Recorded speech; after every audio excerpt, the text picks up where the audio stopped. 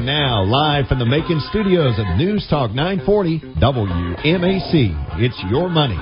Good morning, Middle Georgia, and welcome to Your Money. We are Randy and Sherry Goss with Rosenberg Financial Group. And as financial advisors, the main thing that we do is provide retirement planning and advice and manage our clients' investment accounts. And if you're looking for a financial advisor, please contact our office to set up a complimentary consultation. Our office number is 478-922-8100, and we have offices in Macon and Warner Robins for your convenience.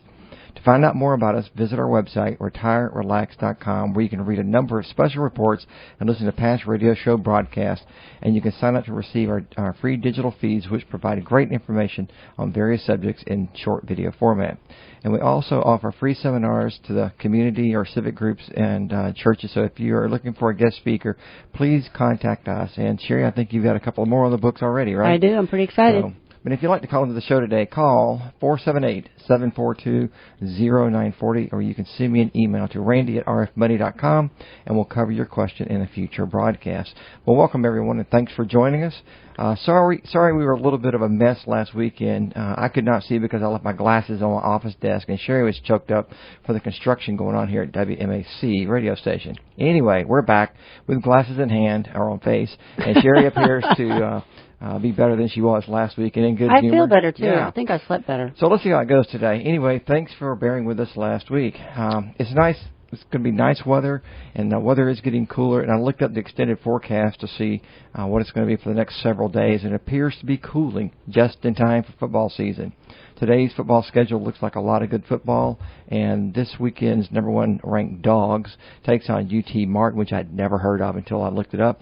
And I hate to sound so down on the odds for UTM, but even ESPN's matchup predictor predicts the Dogs will prevail at a 99.1% odds over UTM. So go Dogs. Hey, I'm even wearing the T-shirt. Yes, Didn't even know that was going on. That's rare for you to have on a sports-related shirt in the right season. Right. I bought it for you. I bought it for him, and it didn't fit. It shrank after the first washing, so I've been wearing it for 10 years, and I'm not a sports person, but it makes me look like one. It does. Until somebody asks, hey, Sherry, go Dogs. You're like, yeah. Huh? Who? So Jonathan Eisner, as an advisor, he started working with us yesterday. Super smart guy with all the credentials you'd want in a financial advisor, plus a great personality. I cannot get over him joining our firm. It's so exciting. You will love him, and you'll start hearing our ad promoting him today. His dad, Dr. Eisner, is going to call into the show today, as I emailed him some questions I had about my vision this week, and he is an eye surgeon. Anyways, on to the markets. S&P was flat for the week, and if you're interested, The Economist has a really, really good article titled Explainer, What is El Nino? It explains the weather we're currently seeing and the fires. They say that for the first time in 7 years, the El Nino weather pattern is back. On to Randy to discuss market sectors. All right. We wanted to talk about the market sectors, and there's a bunch of them out there. So let's just get right into it. Before I get started, I wanted to discuss the markets by looking at the sectors. This week, a friend asked me about the various sectors of the stock market, so I wanted to pass on some of the highlights of that conversation. First, know that there are commonly 11 sectors used. However, depending on the classification system, it could vary. The 11 sectors are energy, materials, industrials, consumer discretionary, which is those are the household goods that are more wants than needs. And then there's consumer staples, and those are the essentials like food, water, beverage, and hygiene. There's healthcare, financials, information technologies, and with that, we're talking about the storage like your computers, external hard drives, and such, the physical devices. There's communication services, and that's basically like what you see us doing right now on the radio. And it's the dissemination or interchange of audio or visuals. And then there's utilities, and lastly, real estate. These sectors encompass a wide range of industries and provide a framework for categorizing companies based on their primary business activities. It is important to note that some of the classifications could have additional sectors or subcategories, but we're not going to get into those today. Each of these sectors can be purchased in ETF or a mutual fund format on the stock exchange.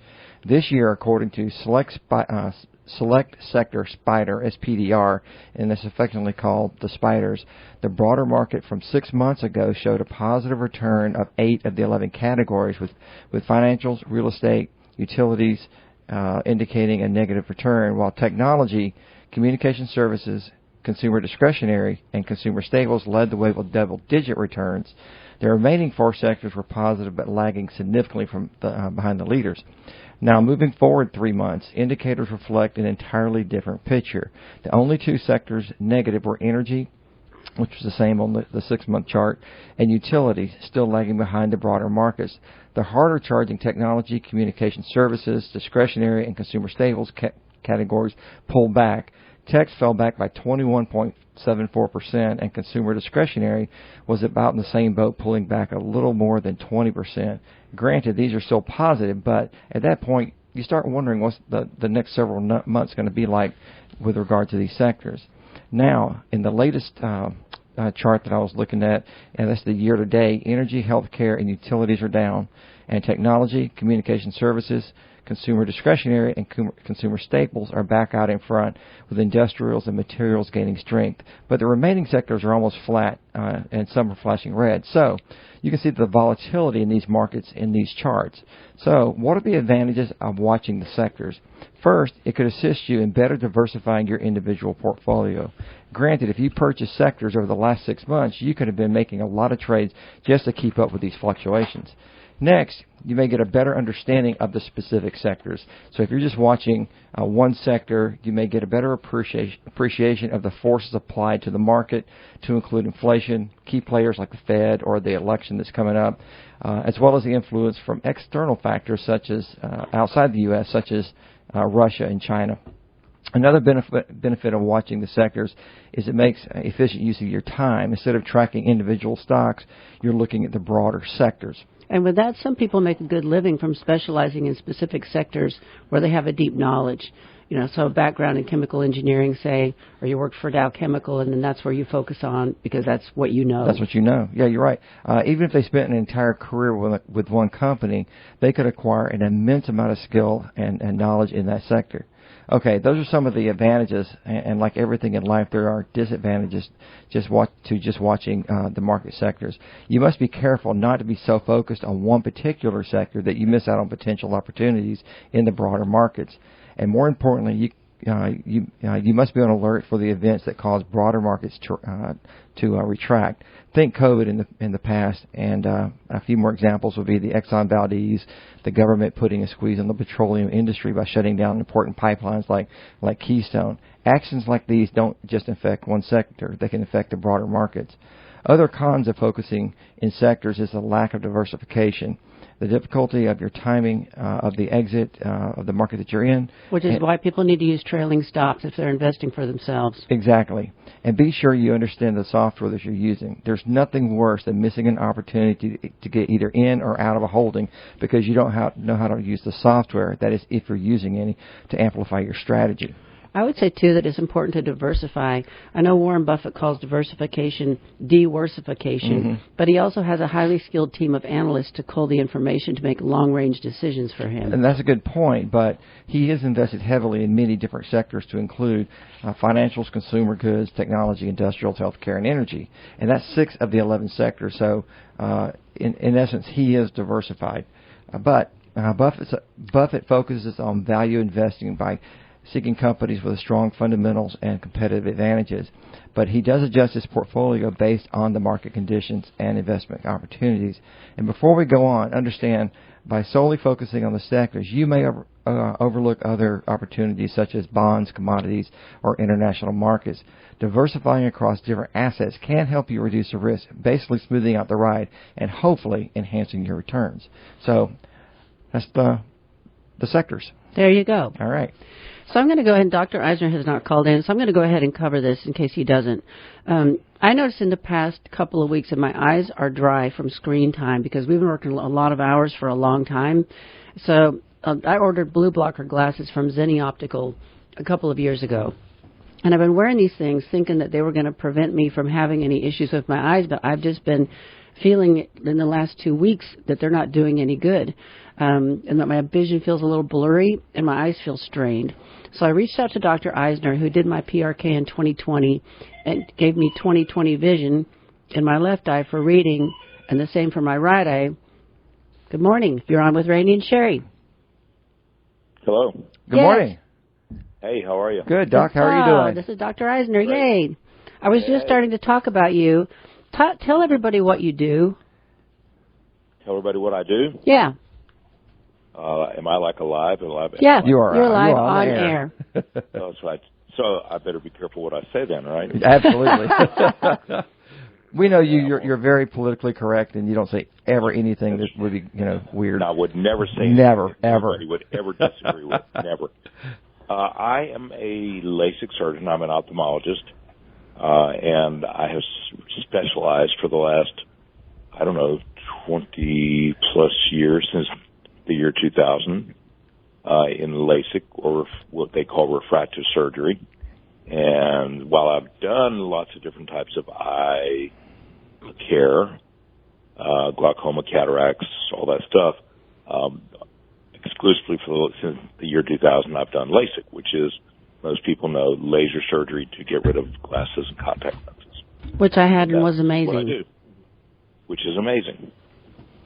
It is amazing. So here's my question for you. I just started talking about the screen time and my blue blocker glasses. Tell everybody what your opinion has been from talking to people about blue blocker lenses that I paid an extra $40 for. Well, this is okay. I will say it differently than I said it to you. Okay. There you go. I don't know if blue blocker glasses are effective or not. I don't know if they serve any useful medical purpose. They say that blue light is bad for your eyes and bad for your retina, and maybe it is. I don't know that. But I don't think they do for people what people think they're going to do.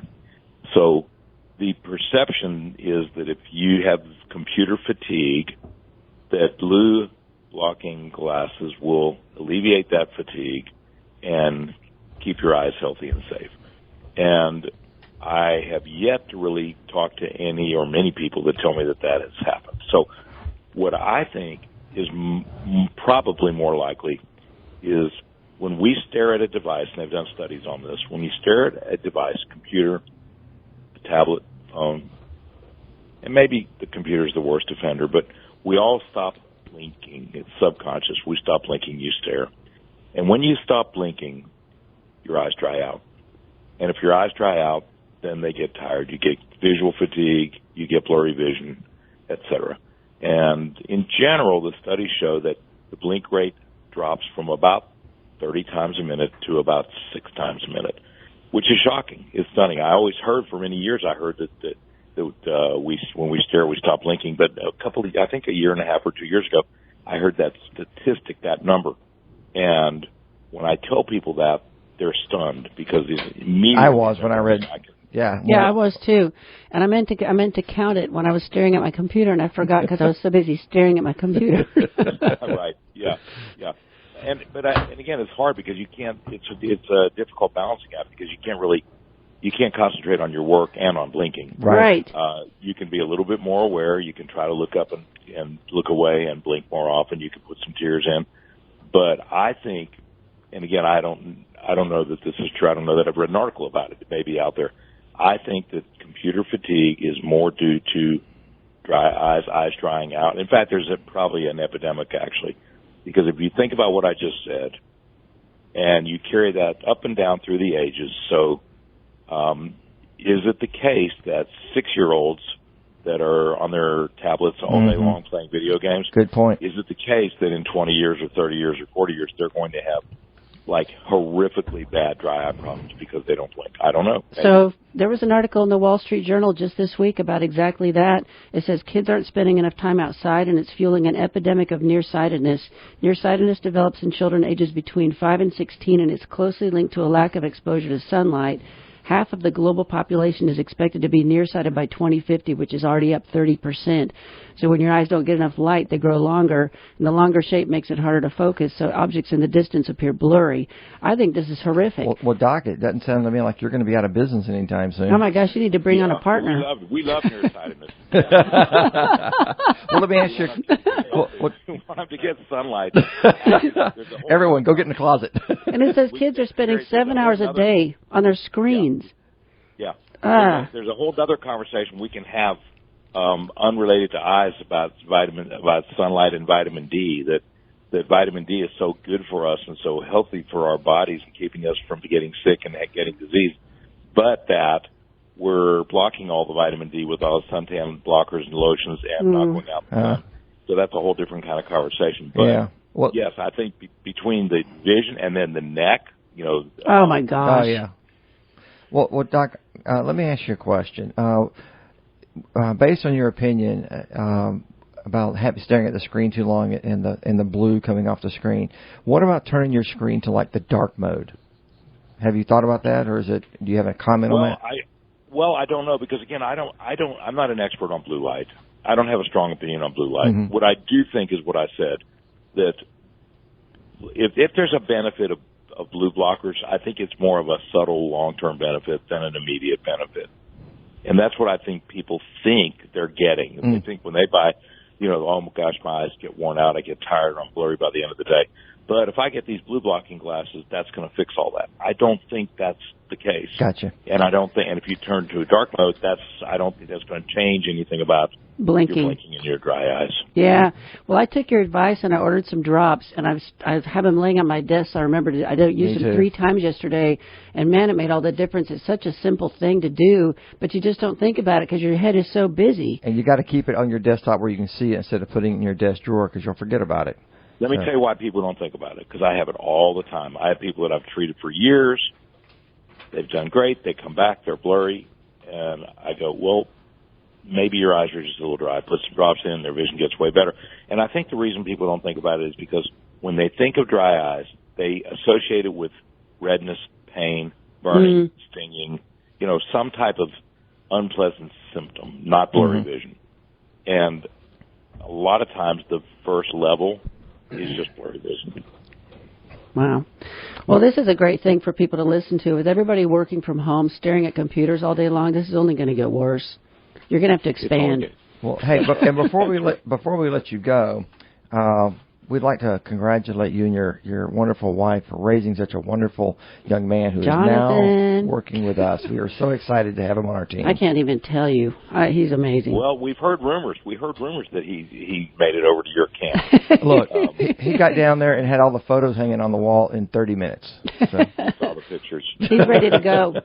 Yeah, we're excited. Yes, we're excited for him. We're excited for you guys, and anybody that meets him, I think they're going to love working with him. I think you're going to love working with him. I agree. We are. Yep. Completely so. Thank you for calling in. This was excellent. We appreciate you. Thank you. I enjoyed the chat. See you guys. All right. See you.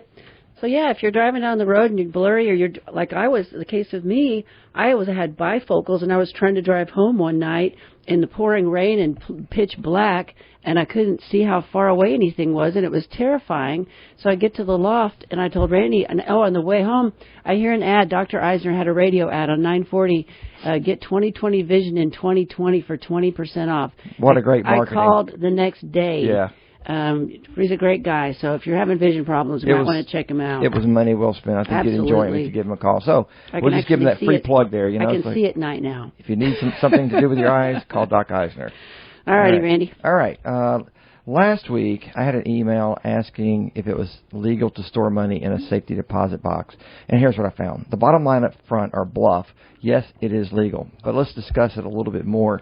The use of safety deposit boxes storing money has been a commonplace for a long time. And these secure storage facilities provide individuals with a sense of security and privacy for their valuable assets. And if you've ever used one, you know exactly what we're talking about. It takes 2 keys to get into it, yours and the one from the bank, and then they leave you alone, and you can take out whatever's in your bag and stick it in your box and lock it back up, and out the door you go. However, concerns have arisen regarding the legality of storing money in safety deposit boxes, particularly in relation to money laundering and tax evasion. So let's discuss some of the pros and cons of this. First, the legality of storing money. One argument in favor of the legality of storing money in safety deposit boxes is that it is a private and legitimate means of asset protection. Individuals have the right to safeguard their valuables and wealth, and safety deposit boxes offer secure and confidential environments for this purpose. As long as the money stored in these boxes has been obtained legally, it is declared for tax purposes, there should be no legal issues. Second, money laundering and tax evasion concerns. On the other hand, opponents argue that storing money in safety deposit boxes can facilitate illegal activities such as money laundering and tax evasion. These boxes provide a legal anonymity that can be exploited by individuals seeking to hide their ill-gotten gains or evade taxes. This raises concerns for law enforcement agencies and tax authorities who may view such storage as a means to circumvent legal obligations. And Sherry, I think there's some stuff that's missing out of this thing. But in conclusion, the legality of the storing money in a safety deposit box depends on the circumstances surrounding the acquisition and the declaration for tax purposes. While the practice itself is not inherently illegal, it can be used for illicit activities such as money laundering. So I think it's repeating itself. It did. So anyway, let's see here. But the question that I really was trying to get to, and I called a buddy of mine that is the president of a local bank, and asked him if it was illegal and if the bank itself had any internal regulations that would prevent people from storing currency. And he says no. As a matter of fact, he thought that most of his security boxes had cash in it, because people just don't want it laying around the house. Well, they don't want it laying around the house, which is safer in the safety security box, because if your house burns down, it's gone forever, and insurance will not cover that.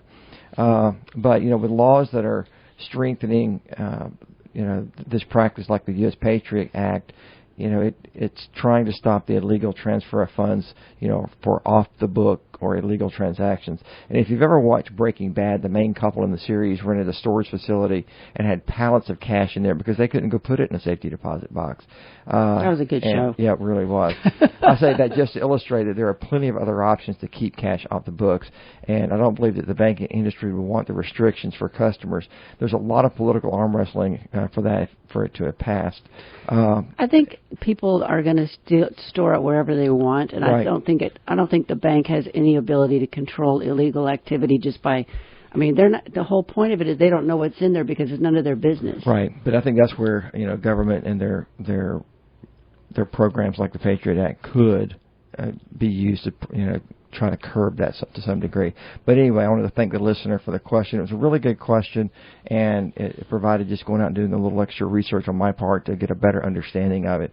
So, and remember, if you have a subject like this and you'd like for us to investigate it so we can talk about it on a future broadcast, email me at randy@rfmoney.com, and we will be happy to do that for you. So what you got next, Sherry? So America's plan to cut drug prices comes with unpleasant side effects, which is kind of a catchy little title. It is. America is the piggy bank of the pharma world, gripes David Mitchell of Patients for Affordable Drugs, the consumer lobbying group. There is some truth to this. America is the world's largest pharmaceutical market with $630 billion in sales in 2022, or 42% of the worldwide total. Its contributions to profits, 65% of the global haul, is greater still. Prescription medicines in America cost 2 to 3 times more on average than in other wealthy countries. Patients out-of-pocket expenses, the slice of drug costs not covered by insurance, are also among the highest in the world. One reason for high prices is that, unlike other countries, America has not regulated drug prices. Until recently, it was illegal for Medicare, the government-funded health insurance for over 65ers, to haggle with drug companies, and that is set to change. The Inflation Reduction Act, or IRA, passed last August, gives Medicare the power to negotiate directly with pharmaceutical firms. It also forces companies to pay a rebate to Medicare if their drug prices rise faster than inflation. The Congressional Budget Office, a federal agency, estimates that price capping measures will lop $96 billion from the federal deficit by 2031, which would help. On August 29th, the government named the first 10 drugs chosen for price negotiation, which would take effect in 2026. Pharma firms have little choice but to agree to the price set by the officials. Any that walk away will have to choose between paying stringent fines or withdrawing all of their drugs from the Medicare program. The backlash from the pharma industry has been fierce. This is not negotiation. It is tantamount to extortion, protested Merck. Pharma bosses are bracing for price cuts between 25 and 95% in drugs chosen for price negotiation. Since the law's passage, over 50 companies have blamed the Inflation Reduction Act for clouding their profitability projections and prospects. One issue is a provision in the law that would change the types of drugs that these companies develop. Executives fret that the new rules will dissuade innovation. So that's a whole other ballgame. It certainly is. Well, let's go to the next iteration of the Financial Independence Day. And the topic of today's discussion is the hidden cost in retirement. Despite your best planning efforts to prepare for retirement, you're still likely to encounter some kind of unexpected challenges after you stop working. Sherry constantly sees 5 retirement surprises which might come as a financial shock for many older workers. However, if you're prepared, you can avoid seeing these disruptions to derail your golden years. The hidden housing costs. Unexpected home repairs are the most common surprise according to the Society of Actuaries. That can include needing an entire new roof, a furnace or an air condition, major plumbing problems, and other issues that can lurk in a paid-off home that you've owned for years.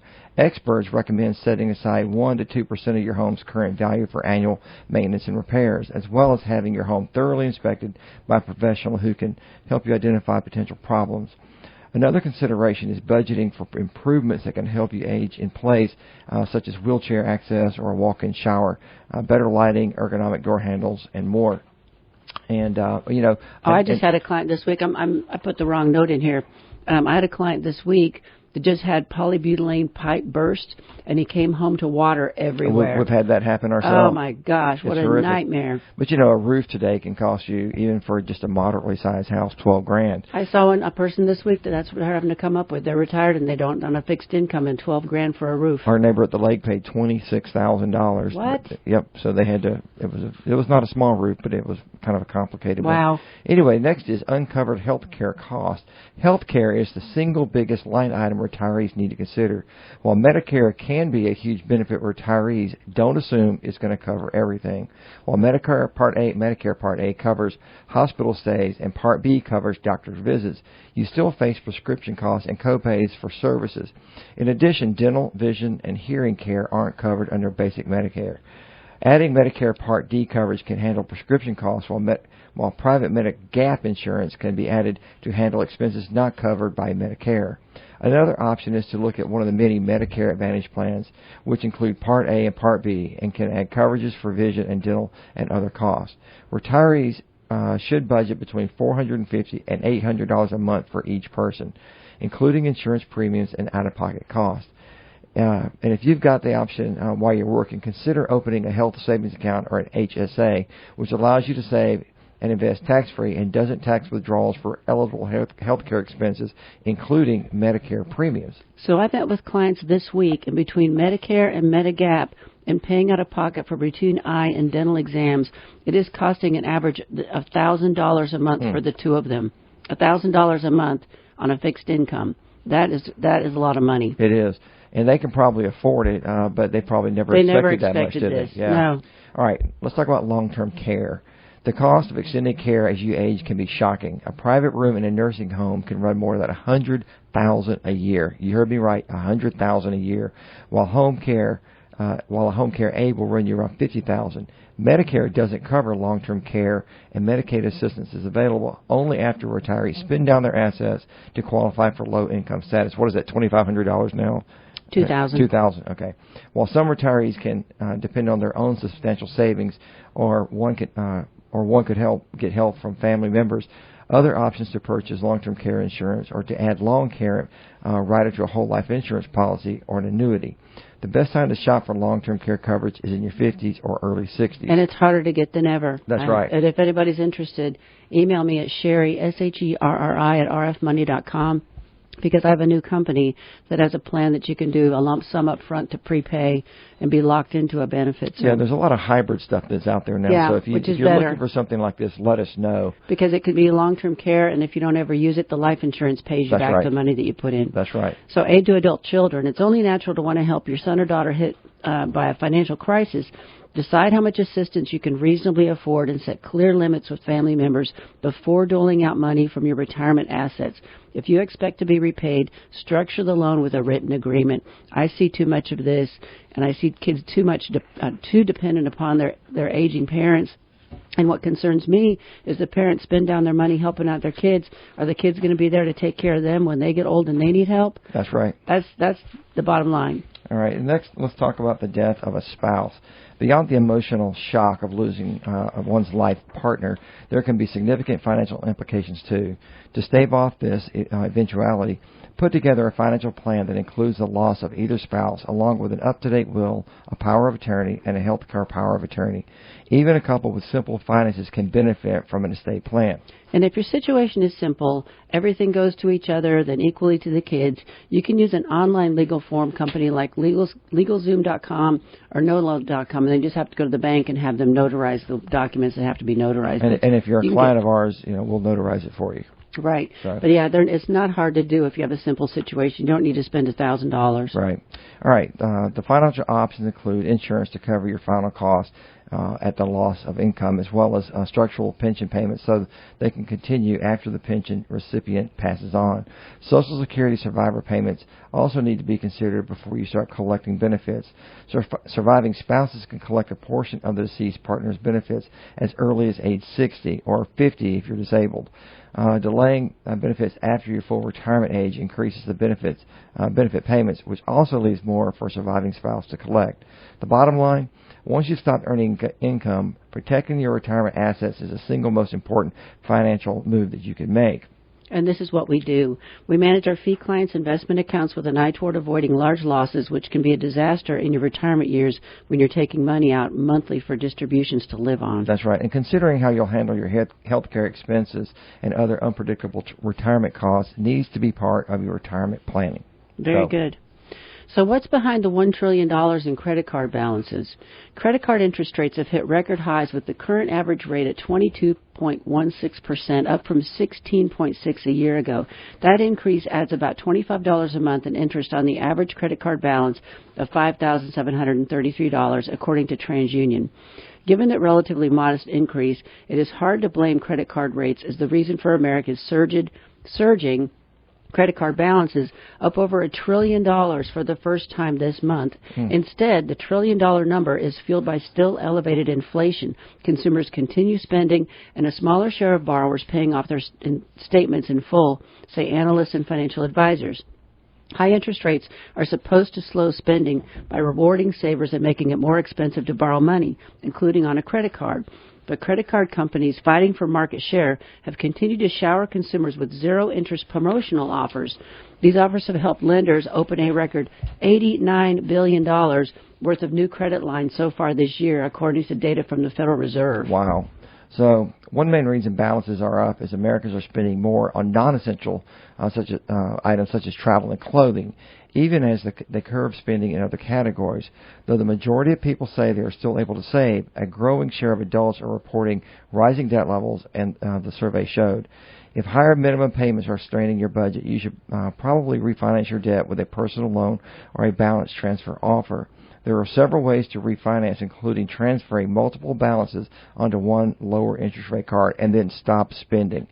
In addition to zero interest balance transfers offers, that was a mouthful, personal loans from banks and other financial institutions have become a more popular way to consolidate credit card debt.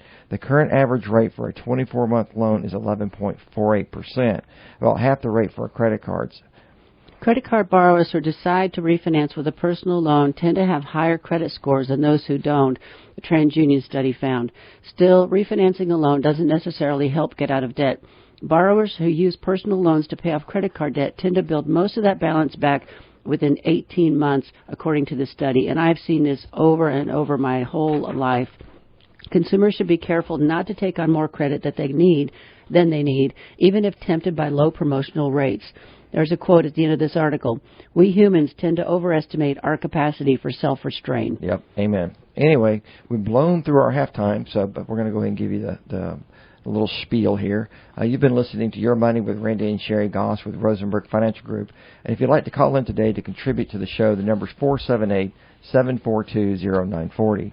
And Rosenberg Financial Group has offices in Macon and Warner Robins, and you can learn more about us by visiting our website, retirerelax.com. We offer complimentary consultations, and setting up an appointment is really easy. Just call our office at 478-922-8100. And don't forget, we offer free seminars to the community and civic groups. Thanks a lot. Good morning. You're on with Randy and Sherry. Good morning. How y'all doing? Good. How are you this morning? So what you got? I live on Oops, I can't hear you. Can't hear you. Okay, I try to live on Bill. No, I can't hear you. You're breaking up. Okay, I say I live out in Bill County. Can you hear me now? Yeah, okay. perfect. Yes. All righty. Okay, to my phone. My question is this: I'm a little concerned about the streets in Macon and in Bill County. Why are there so many streets that need paving? Columbus Road, Eisenhower Parkway, as you ride downtown Macon, it's potholes out on Fulton Road in the county, and I don't quite understand it. It's terrible. I've noticed it myself, and I think that the bottom line is everyone wants to keep our taxes lower, and the coffers just don't support everything they're trying to do, so they're having to just piecemeal it out. And some of the roads, depending on whether they're state or county, you have to look at each one of those. I know that in Henry County, where my mom just sold a piece of property, they were trying to get some work done on a road, and the priority list was 2 years long. I mean, it was just it was crazy. So I would email the mayor, honestly, because the guy is so responsive, and he would probably email you back and tell you what the plan is, because I hear that he responds very well to people that have concerns like this. And I know downtown in Macon, they had a C-Fix repair app they used to put on your phone, and I don't know if maybe they should have something like that for the entire county. Where you can say, hey, look, there's a giant pothole. I just fell in it over on Eisenhower Parkway. It's a safety hazard. And I start identifying stuff like that to the leadership, especially when you use terms like it's a safety hazard, you might get some results out of it. Or you could even show up at a commissioner's meeting. There you go. And just stand up and say, hey, what the heck? But, I mean, if you ride out off Fulton Road or Columbus Road, it's almost embarrassing. Yeah, and, I know it's the same. They need to do something. There's some spots down in Warner Robins that are the same way. Yeah. I'm going to hang up. Okay, well, thanks for the call. Have a great day. So you are on. Oh, I am. We're going to skip that next one, okay? Okay. And let's talk about 3M nears a roughly $5.5 billion earplug settlement. Where's your pen? Okay, here you go. Thanks. All right. Plaintiffs' attorneys are nearing the settlement that could resolve hundreds of thousands of claims by veterans that the earplugs made by the company 3M and a subsidiary failed to protect them from hearing loss. Under the terms being discussed, 3M would pay about $5.5 billion, and people close to the discussion said negotiations are continuing and that the final amount has not yet been established. The 3M board hasn't voted on the proposal to settle the case, the people said. The earplug litigation has become the largest mass tort in U.S. history, with more than 300,000 claims. Veterans allege that the 3M and Aereo Technologies, a company that 3M acquired in 2008, produced faulty earplugs that failed to protect the hearing from noise damage when issued to them by the U.S. military. 3M is contesting the case and said that the earplugs work correctly with proper training. The earplugs, which were developed by Aereo Technologies, were designed to protect users from loud noises such as explosions and maybe shooting a firearm, but permit voices and softer noises to be heard. 3M agreed in 2018 to pay $9.1 million to the U.S. government to resolve these allegations that the 3M earplugs were defective because they could imperceptibly loosen or in a wearer's ear. 3M had argued that the earplugs were effective if worn correctly, and so I looked it up. Yeah. So here's who's eligible. You may be eligible to join them in the 3M Combat Arms earplug lawsuit if you served in any branch of the military at any time between 2003 and 2015, and you used the dual-aided military-provided black and yellow Combat Arms earplugs, and you now suffer hearing loss, ringing ears, or other related symptoms. And there are all sorts of attorneys that are all over this thing, but if you qualify, I think what I would do, I don't know, I should have probably thought about that before I started talking about this, of where they should call.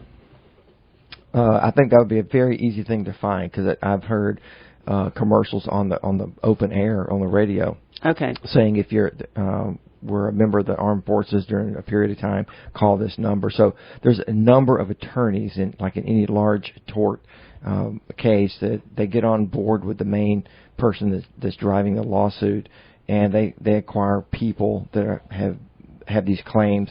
So just listen to the radio show or go out and Google it. You'll probably find it relatively easy. Yeah, because I don't want to advise these attorneys writing this article, because I don't know them. But I'll say if you go to our friend Google and you do a search for this, don't just call the first company and stick with that person. You need to look the companies up, the legal firms, and make sure they are legit and that you're going to get the money after the settlement of the lawsuit. Very good. So, paying extra for Medicare, see if you are due a refund. I just saw a couple this week that are paying the highest premium in Medicare because of a financial move that they made. I'm going to get into that. So over the years, I've had clients who wanted to take a large sum of money from their IRA to buy a lake house or a motorhome or land. And I would show them the tax brackets and try to talk them out of taking it all at once and throwing themselves into a high tax bracket. For example, married filing joint with an income over $364,000 bumps them into the 32% tax bracket. A third of that money is going to go to the government. That usually makes them reconsider. However, there is an additional problem. Your Medicare premiums are based on your income, and here's how a large IRA distribution would impact your Medicare premiums. So a married filing joint, if you have an income of $194,000 or less, and this is earned income, distributions from IRAs, anything that counts as income, your total monthly Medicare premium is $164.90. But if you're in the case like the people that took out the money to buy the motorhome and your income bumps up to $364,000 for that year, your income or your Medicare premium actually goes all the way up to $428,000. Wow. $428 a month. And if you went over the 366 bracket, it goes to $527 a month for both people. With that kind of bump, you can't afford the gas for the motorhome anymore. Right. Over the last decade, the number of recipients owing Part B IRMA has doubled to 5.2 million for 2023, while the amount collected has more than tripled, $13.4 billion. IRMA surcharges are unpopular with many who owe them, in part because they're often deducted from Social Security benefits. The lower monthly payments can come as a shock, especially as the surcharge doesn't reduce taxable Social Security benefits. IRMA surcharges also make planning difficult because they're usually based on a recipient's income from 2 years before. So 2023 premiums are based on a recipient's 2021 income. That means if you're making too much money now, you're going to get hit with this in 2 years from now. Income is defined as a recipient's adjusted gross income plus tax-exempt interest. What many miss is that IRMA rules can allow refunds if a Medicare recipient's current income is lower than it was 2 years ago. So recipients with a work stoppage, like retirement, often are eligible for refunds if their income is dropped. So they're talking about you took a bunch of money out 2 years ago to buy a motorhome, and then your Medicare premiums went up this year. You can do something about making them go back down next year. So Medicare typically takes effect at age 65, so IRMA is first calculated based on tax return income when the recipient was 63. Remember this when planning, such as while scheduling periodic Roth IRA conversions that will also boost your income. Under current law, tax-free income from health savings accounts or Roth IRA withdrawals won't raise IRMA. However, investment income taxed at 0% are included in adjusted gross income and can raise it. If someone can't avoid a gain that raises IRMA for 1 year and income falls the following year, the surcharge will likely drop as well. There are 7 reasons for IRMA refunds: death of a spouse, marriage, divorce or annulment, work reduction, work stoppage such as retirement, loss of income from income-producing property, or loss or reduction of certain pension income. So you have to prepare carefully. Simple cases may only require a phone call. Consider making an appointment for a face-to-face visit to the Social Security offices if your circumstances are more complex, say because you filed an admitted tax return that lowered IRMA income. Before the first contact, make sure to gather proof supporting your request, such as a tax return or a death certificate. Tangeli says that when a tax return has not been filed, he sometimes makes a projected return and signs it to bolster the request. Remember that if both spouses are covered by Medicare, then each typically has to file for a new determination or appeal, even if they file a joint tax return. And be organized and tenacious. Keep good records, including the date, name of the contact, case references, and issues discussed. If an action is promised on a specific date and it doesn't happen, you need to follow up. So, I'd love to hear if somebody's done this and it was easy or not. Yeah. So let's discuss how credit history impacts car insurance rates. You know, when you lease a car or apply for an auto loan, you know that your credit score plays a role in what interest rate you're going to pay. However, did you know that your credit can also be factored into your car's insurance rates. While insurance companies don't use credit as determining a factor in the exact same way lenders do, having poor credit can end up increasing your insurance payments. Likewise, a good credit history can lower what you pay each month. The connection between most of the major car insurance companies, Allstate, Geico, Nationwide, Progressive, and more, include an individual credit history as one of the factors in determining auto insurance rates. And I didn't even know this. You did? While lenders, like banks and mortgage companies, often rely on what's known as a FICO score to make determinations about whether you're qualified for a loan and what your interest rate will be, insurance companies use a different credit scoring method known as a credit-based insurance score. CBIS is a numerical value insurance companies use in their underwriting process to determine insurance rates based on the analysis of an applicant's credit history. Some companies come up with their own in-house criteria to determine CBIS, while others outsource to third-party credit scoring companies. Unlike the traditional credit scores that lenders use, credit-based insurance scores aren't generally available for consumers to view. Also, car insurance companies aren't using these scores to assess your ability to make monthly payments on time. They're more concerned about whether you are more likely or less likely to file numerous car insurance claims costing more than what the company is collecting in insurance premiums. According to the Insurance Information Institute, studies have shown that there's a correlation between credit status and insurance claims history. People with better credit tend to file fewer auto insurance claims. That's fascinating to me. Conversely, individuals with poor credit tend to file more claims. It is in an insurance company's best interest to reduce the money they pay out in auto insurance claims. Therefore, insurers tend to issue lower premiums to those with good credit and higher premiums to those with bad credit.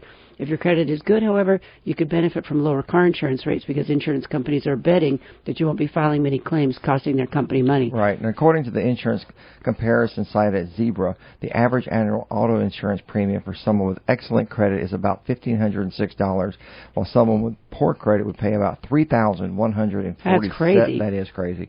Each insurance company has its own criteria for factoring credit into the underwriting process.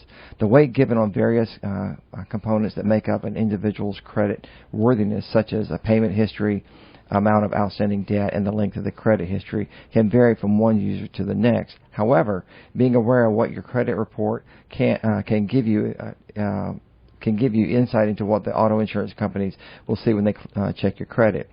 Do you have a history of missed payments or accounts in collection? How much do you owe across all your accounts? How does your debt level compare with the amount of credit that is extended to you? Get a copy of your credit report from the 3 major credit reporting bureaus, Equifax, Experian, and TransUnion. And you can access a free copy of your credit report each year through annualcreditreport.com. So, does credit automatically mean better insurance premiums? Credit history is not the only thing insurance companies are looking at when determining insurance rates. Driving records, where you live, what kind of car you drive, your age, and other factors will also apply. When looking through your credit report, check carefully for errors, and this is really important, such as an account that's in collections that you paid off years ago, or new accounts that were open that you never authorized. You can send a dispute letter to the credit reporting agencies if you spot any errors. Also, review the various factors that may have an impact on your credit-based auto insurance score, including credit history, credit utilization, outstanding debt, length of the credit history, and the credit mix. Talk to your kids because they probably have no idea about this, and make sure that they look at their credit reports every year. Make sure that they do everything they can to have the best possible credit rating so that it's easy for them to buy a house, per se, or a car or whatever. Yeah, and if you don't have a good credit rating, and you're saying, how can I not make ends meet all the time? When you get those $3,000 credit card bills like we just discussed, that's a huge hit to your discretionary income. So you need to figure out ways to get yourself out of debt, fix your credit scores, and then you can start moving forward. Mm-hmm. But before we go on, I'd like to say thank you to JC. He sent me the app that you can download on your phone. It's called C-Click Fix. It's the Macon-Bibb County, Georgia. Nice. You can report potholes, graffiti, street lights out, and other community issues. So C-Click Fix. And thank you, JC. It's just an app. Okay, an app. Yeah, cclickfix.com. Yes, you're right. Okay. All right. Very good. Excellent. Thank you, JC. So selling a timeshare. I had a couple of calls recently from people who are trying to sell a timeshare, which is a nightmare. I have visited Clark Howard's site, Clark.com, and Dave Ramsey's website, and neither of them offer guidance on this. If you know of an entity that can help people in this situation, please let me know at Sherry, Sherri, at rfmoney.com, because this is a bad deal. In a similar vein, we were driving to the lake house this last weekend, and there was this massive development that's under construction on Lake Sinclair close to our place, and they were having an open house, so we drove in out of curiosity. Here's the deal. They didn't let us look around. They were offering a one-day only showing where you had to sign a deal on that day or miss out. There were hundreds of people there, and they had salespeople in golf carts waiting in line to provide tours. Do not go to these events. It's a lot like a timeshare presentation where they want you to sign now, and a lot of people sign due to the pressure selling, then can't get out afterward. Well, it's not just that. It's the pressure selling from the salespeople, but you look around you, and there's a finite number of spots to sell, and you want to be on the lake. Or at least maybe just off the lake. And everybody else is doing it, so it must be a good thing. And you're looking at the 300 people behind you lined up. You know, you're thinking, I've got to do it now. I'm never going to get it. So I don't know the terms or anything about this. I went to their website. There's nothing on there about nothing, which should be a second red flag. If they can't be honest with you up front and with the prices and the terms, why even go look at the property? If you want a lake lot, look for a foreclosure through the banks or hire a realtor. And a side note, do not let any sort of salesperson into your house unless you know them. The worst experience we ever had was with a company that was selling windows, who I will not call out, but their billboards are all up and down every road. Anyways, they were in our house and refused to leave. They would not leave. They were there for 3 hours and refused to leave. And at midnight, we finally just gave up, signed the contract so we could get them out. Get them out, and then canceled it the next day, which I had to do with FedEx. I mean, don't let people in your house to sell you stuff. Don't talk to people about stuff that you don't understand. Get some information and do some research, and be very careful about going to meetings where you're going to be pressure sold and everybody else looks like they're doing it, and so you do it because it looks like a good idea. Do the math first. Yep. Now, on a side note, at the Lake Sinclair, every lot was sold. Last Saturday. That's the bad sign. Yep. You had one day to look at it and one day to commit to buying it, and all those people signed up and bought a lot. And I would like to know, because it's a beautiful piece of property. It really is, and everyone's going to have an individual lot. It's not a timeshare there. It's a fee simple piece of transaction. And the amenities sound like they're going to be really great. They do. My neighbor at the lake and I drove out there. We boated out there and looked at it from the water. It's really a beautiful piece of property. I'm just concerned. I'd like to know if there's covenants and restrictions that are going to keep people from, throwing trash around. Well, not just, but storing boats in their driveway and motorhomes on the street and things like that. So, anyway. Just be careful if you go to one of these things.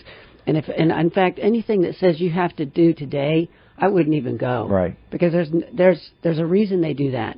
It's all about them making money off of you. It's not about you getting something that you're going to love. Right. So, anyway. We're down to about 3 minutes, 2.5 minutes. You want to cover this last story, and then we'll just kind of... Yeah, I was thinking a lot about the cost of food and the cost of eating out. And so people are telling me that it's cheaper to eat out than it is to cook at home. I hear this over and over and over. So if you don't believe it's cheaper to cook at home than to eat out, last week we talked about the number of people who eat at McDonald's every day. So here's what I do. On Sunday afternoon, I make a large batch of eggs using different recipes. So I'm not going to get into the details of what I cook, but I know what I'm cooking, and I know there are no artificial ingredients in it, so we know what we're eating every day. And then I take these batches of eggs 1 cup at a time, put them in Pyrex containers, and put them in the fridge. So all we have to do is grab one when we want breakfast. So I can do 12 servings of my egg casserole that has peppers, onions, jalapenos, spicy pork sausage, and liquid eggs. It's tasty. $18.50 for 12 servings. According to the McDonald's website, an Egg McMuffin in Warner Robins, Georgia, costs $3.95 times 12 is $47.40.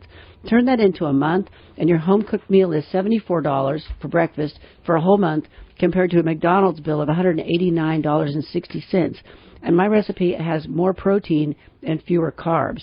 And that's just an example of what you can do when you take control over the food that you're eating and how you're spending your money. That's right. So that's a very good segue, Sherry. So take control of your own money. And thanks for listening to Your Money, produced by Rosenberg Financial Group and its financial advisors. The main thing we do is provide retirement planning and advice and manage our clients' investment accounts. So if you're looking for a financial advisor, please contact our office to set up your complimentary consultation. Our office number is 478-922-8100, and you can learn more about us by visiting our website, retirerelax.com. And if you have a question that you'd like for us to discuss in the coming week's broadcast, email me at randy@rfmoney.com, and we look forward to connecting with you next week. Have a great weekend, everyone.